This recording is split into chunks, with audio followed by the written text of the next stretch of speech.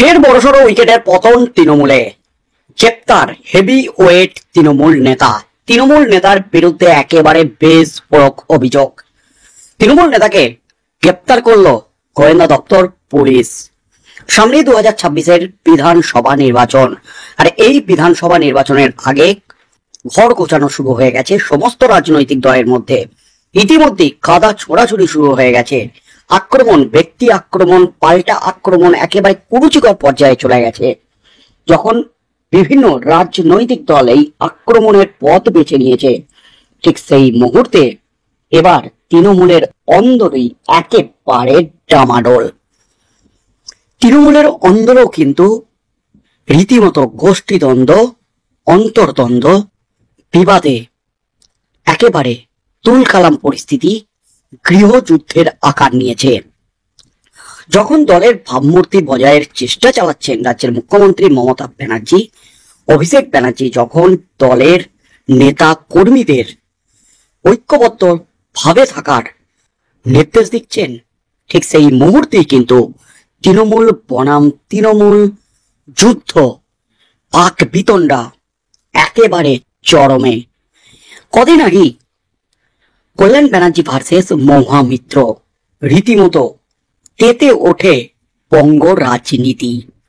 তার মাঝেই কিন্তু আবারও গ্রেপ্তার হেভি ওয়েট তৃণমূল নেতা।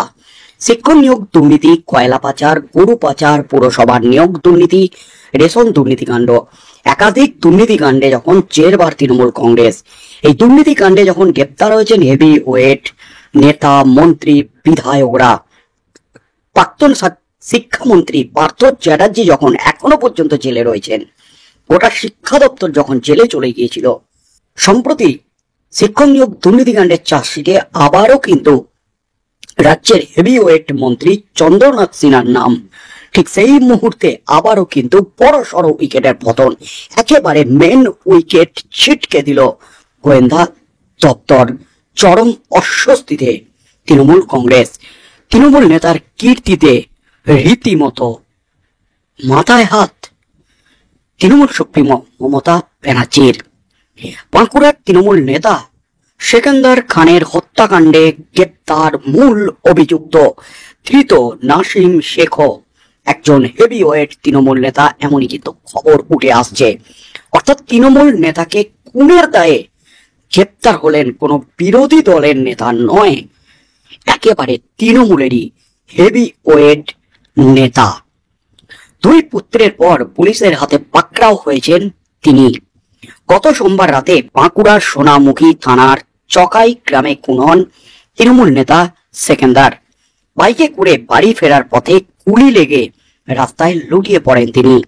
চকাই গ্রামের তৃণমূল বুথ আহ্বায়কের খুনের ঘটনায় গ্রেপ্তার হন দুই সহোদর হাসিম শেখ এবং ইব্রাহিম শেখ। রাতে তাদের বাবাকেও গ্রেপ্তার করল পুলিশ। পুলিশ সূত্রে খবর, গোপন সূত্রে পাওয়া খবরের ভিত্তিতে পুরুলিয়ার মানবাজার থানার পাথরকাটা গ্রামে টাইগার নামে একজনের বাড়ি থেকে গ্রেপ্তার করা হয়েছে এই হেভি ওয়েট তৃণমূল নেতাকে। টাইগার তার বন্ধু বলে জানা গেছে। রাতভর জিজ্ঞাসাবাদ করা হয়েছে নাসিমকে। আজ ধৃতকে তোলা হবে বিষ্ণুপুর মহকুমা আদালতে। জানা গেছে পুলিশ তার খোঁজ পেয়েছে, বুঝতে পেরে মানবাজারে বন্ধুর বাড়ি থেকে পাঁচিল টপকে পালানোর চেষ্টা করেছিলেন নাসিম, কিন্তু পাঁচিল টপকে পালাতে গিয়েও শেষ রক্ষা হলো না।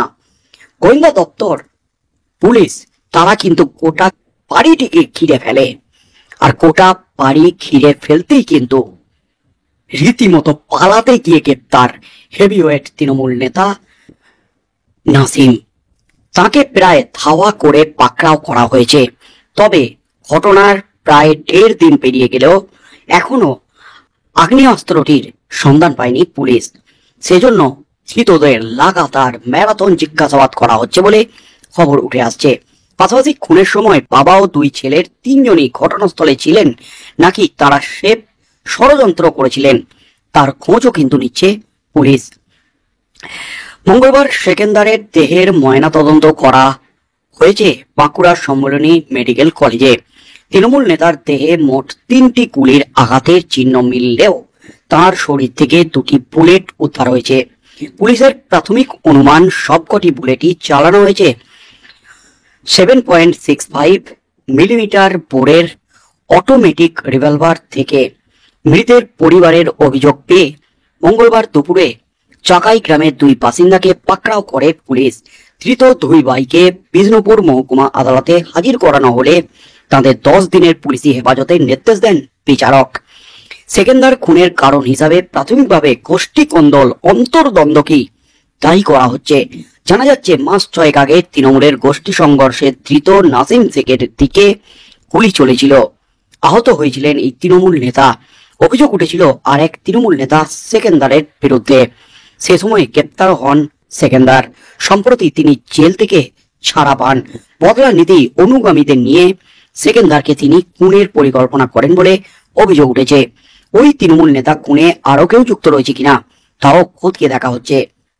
বাঁকুড়ার অতিরিক্ত পুলিশ সুপার মাকসুদ হাসান বলেন, প্রথম দিনেই আমরা 2 অভিযুক্তকে গ্রেপ্তার করেছি। গতকাল রাতে আমরা পুরুলিয়া জেলার পুলিশের সহায়তায় নাসিম শেখকে গ্রেপ্তার করেছি। এখন তদন্ত চলছে। অবশ্যই আরো কেউ জড়িয়ে রয়েছে। তার সংযোজন দুজনের পুরনো শত্রুতা আগে থেকেই ছিল। সেটা পারিবারিক এবং ব্যক্তিগত হতে পারে এবং দলের মধ্যে গোষ্ঠী দ্বন্দ্বের জেরেই কিন্তু এই তৃণমূল নেতাকে খুন হতে হলো, এমনই কিন্তু দাবি গোয়েন্দা দপ্তরের পুলিশের। অর্থাৎ তৃণমূল নেতা সেকেন্দারকে খুনে জড়িত আর এক তৃণমূলের হেভি ওয়েটের নেতা নাসিম শেখ। নাসিম শেখ তার 2 ছেলে গ্রেপ্তার হওয়ার পর সে পালিয়ে গিয়েছিল বাঁকুড়া থেকে একেবারে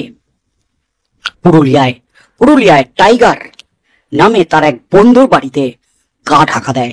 কিন্তু পুলিশ গোপন সূত্রে খবর পায়, গোয়েন্দা দপ্তর খবর পেয়ে যখনই টাইগারের বাড়িতে যাওয়ার পরিকল্পনা শুরু করে এবং সেই খবরও কিন্তু তার কাছে চলে যায় যে পুলিশ তাকে গ্রেপ্তার করতে আসছে। আর গোয়েন্দা দপ্তর যাওয়ার আগেই পাঁচিল টপকে পালাতে যায় এই নাসিম শেখ।